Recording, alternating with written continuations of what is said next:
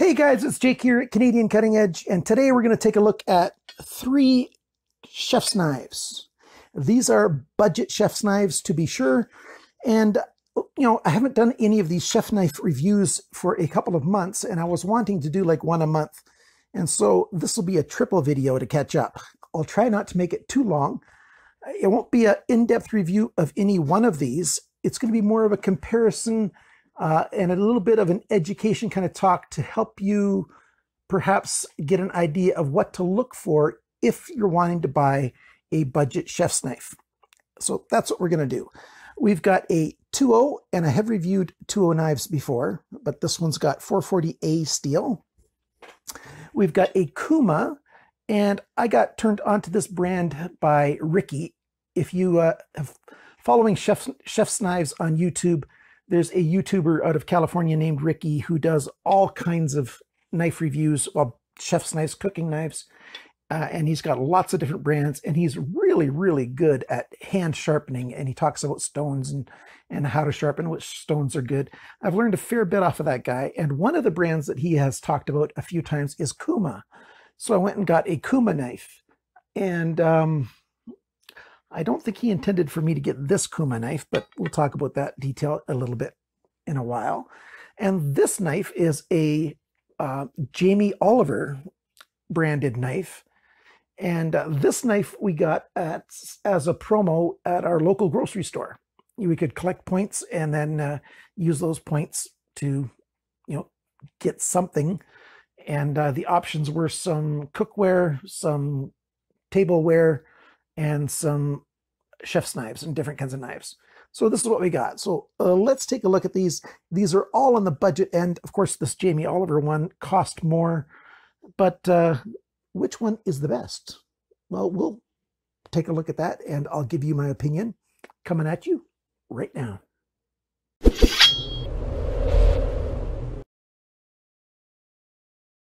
These are all 8-inch chef's knives. They're all very similar in a lot of ways. Their blade shape is slightly different for each one of them, and that happens quite a bit. They're all full tang. That means the steel from the blade goes all the way to the end of the handle, as you can see on all of these. And they're all made with rivets. At least this one's got a rivet here to hold on the handle scales, just one of them through to hold on these white plastic handle scales. The handles on both of these, the black ones, they seem to be synthetic. They don't say exactly what they are. One big thing that you notice is this bolster right here. The middle one does not have it. It just comes and you sharpen right to the end of the steel, and there you go.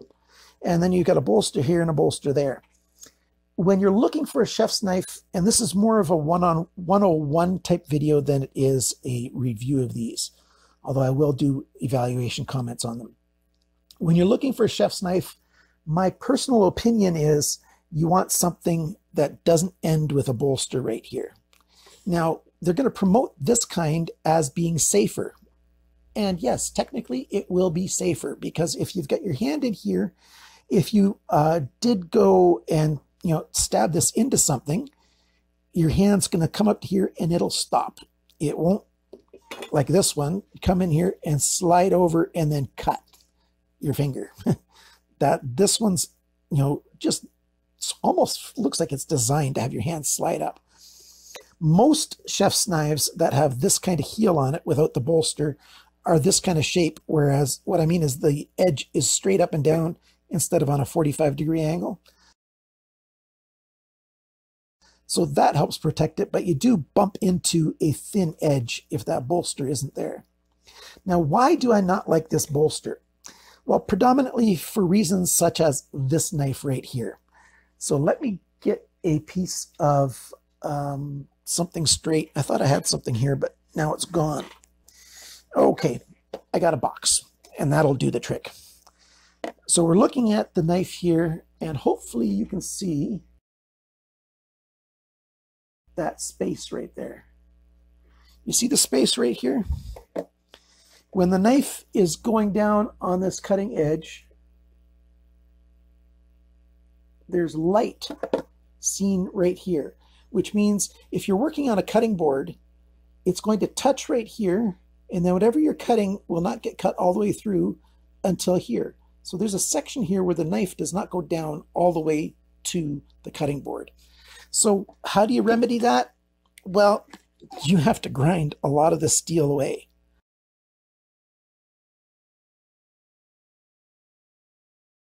And since I've got a working shop and stuff, you know, I can go and take it to a grinder and take a lot of the steel away. And on my own knives, that's what I do. If I've got a bolster here like this, I go ahead and I take it off. I take off pretty much what you can see on this side of my finger. I leave what's right behind my finger and up. That way I still have this protection of a bolster here, but I get rid of all of this. And so I end up with sort of a cross between this style and this style, which I think is reasonable. What it leads you to do is it leads you to be able to have a knife that is sharp all the way to the very end. And you can make it a flat edge so that you're not left with, you know, not being able to slice all the way through something. Now, this one by Jamie Oliver was much more, was done with more planning. The bolster is already a little bit higher, but after 7 or 8 sharpenings, it's going to get to the point where this steel has been ground up and this bolster is going to start getting in the way, and I'm going to have to do the same thing over here. So you're going to look for that kind of factor. That's something important. You're going to have to decide what you're going to want to do and if you can deal with this kind of bolster bottom or not. So that's an important thing to think about. The next thing to think about is you do want to get a full tang like I've shown here. So these ones are all full tang. You're going to want to know about the comfort of the grip because you're going to be holding this knife when you're cooking and it's going to need to be comfortable in your hand. This one here gets quite small here, so it's not really that great for big hands. But if you're going to be cutting, you might end up pinch gripping up here and doing your chopping. But if you're back here working hard, you know, it gets a little bit small, but at least it's not round. You do have flat sides so that you've got control. You naturally can feel which way the blade is up and down.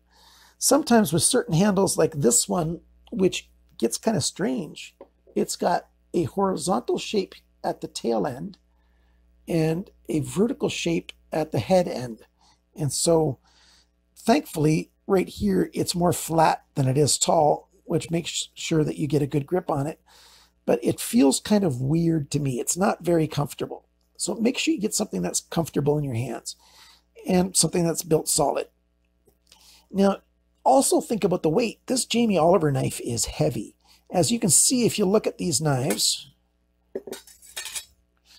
they all have very close to the same kind of thickness here at the spine.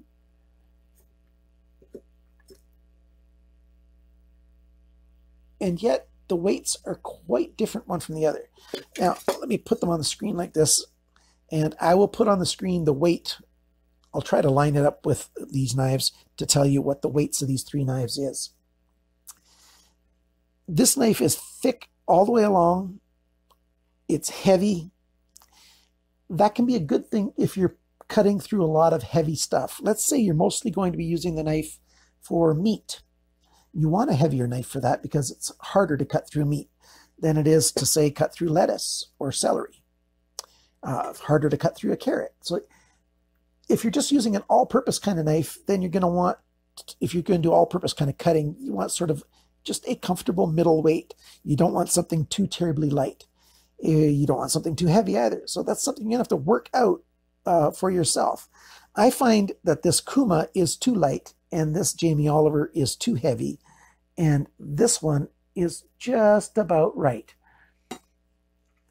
Unfortunately, if you're in the market for getting a knife, and especially if you're buying online, you can't weigh them, and you can't necessarily trust the weight that's on the screen for budget knives. I found that a lot of knives, if you're buying them online on the internet, the specs are not always all that accurate, unfortunately.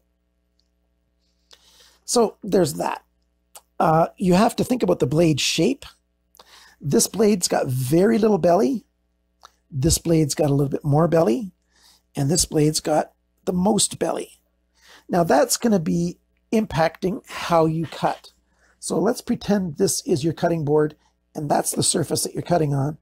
If you like cutting like this with a rocking motion, you put your food down and you're doing a lot of this kind of cutting, then you want a knife that's got, a big belly. This knife isn't really designed for doing a lot of that. It's more designed for, lifting up and doing this kind of cutting. And so that's the shape that works best for that kind of cutting. So if you already know what kind of cutting you do the most of, that can help you pick the shape of blade that you want. Now this one's sort of a compromise between the two. It's really good for doing this, and it's good for doing this. You've got a fairly long flat section and then a bit of a rounded section right there. Now steel types. Oh, steel types are so important. If you're going to be buying a budget knife on Amazon, do not buy any knife unless it tells you what kind of steel type it is. There's a lot of them that will just say it's a carbon steel. No, stay away from it. That's not telling you what type of steel it is. It needs to tell you what type it is. Now, this one right here, it says right on the blade, 440A. Now, 440A steel is definitely a budget steel. 440A can get to a Rockwell hardness of about 57, which is really good. That's a nice firm edge. That means it's going to cut for a while.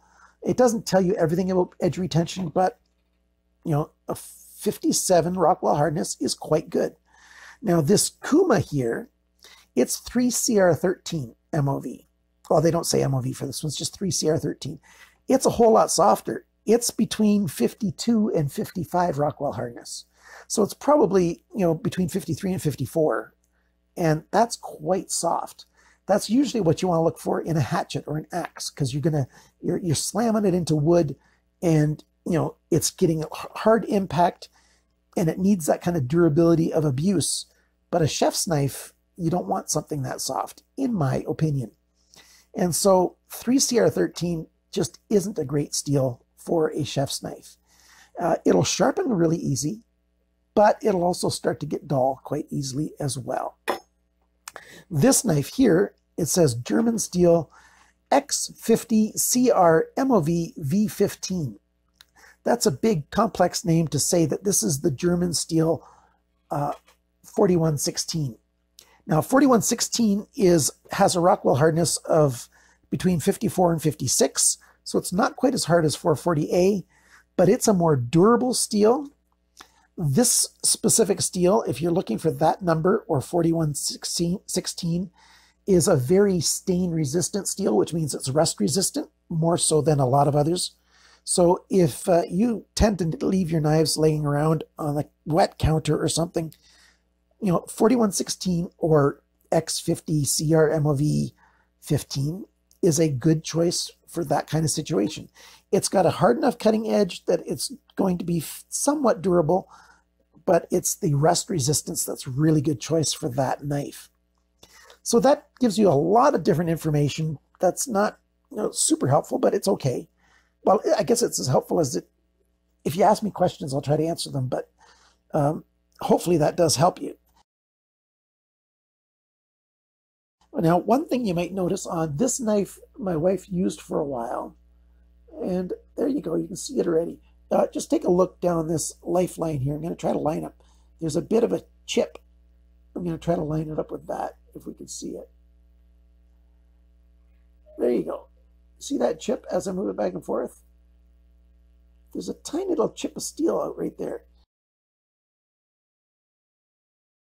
And basically, we've been using this for cooking, and that's it. She hasn't been using it for cutting through chicken bones, and chicken bones aren't that hard anyways. But it's not the best steel for chipping out. Now, 440A can also chip out, a fair bit more, so it's not the best for that, but it's a budget steel.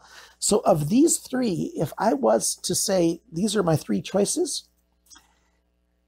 I would not get the KUMA, and I would debate between these two. And these two, I would have to decide between which style of cutting do I want, straight up and down chopping style or rocking style. And then I would pick based on that. Now, the other things to impact it are the other things I've mentioned, such as weight and, you know, those issues as well. But these knives are around 20 US dollars, 20 to 22 US dollars. And there's a few more that I chose that I looked through that are, you know, the same kind of price range. You can get a whole lot more knife if you just go up to 30, 35 US dollars. And is it worth it? I think so. And I'm going to try to talk about some knives of that price range, you know, another time. But thankfully, I've got some news for you. I've got an arrangement with a knife company, Dow Strong. They're going to send me some knives to review, and their prices are a little bit higher than the, you know, the bottom of the barrel, which these are, but their quality is a whole lot better. And so keep watching my channel. Stick around for that. If you've got any questions about chef's knives, go ahead and ask them. I may or may not answer them in the comment section below, especially this week. My son's getting married, but I'm super busy right now. So I may or may not answer there. You can email me at canadiancuttingedge@gmail.com and I will get back to you. But that's my little introduction to these knives. Thank you for watching. Thanks for liking, sharing, commenting, and subscribing. And remember, always cut towards your chum. Ooh, that's a stabbing. Cut towards your chum. Cut towards your carrot. No. Cut towards your lettuce and onions and tomatoes, and not your thumb. Bye now.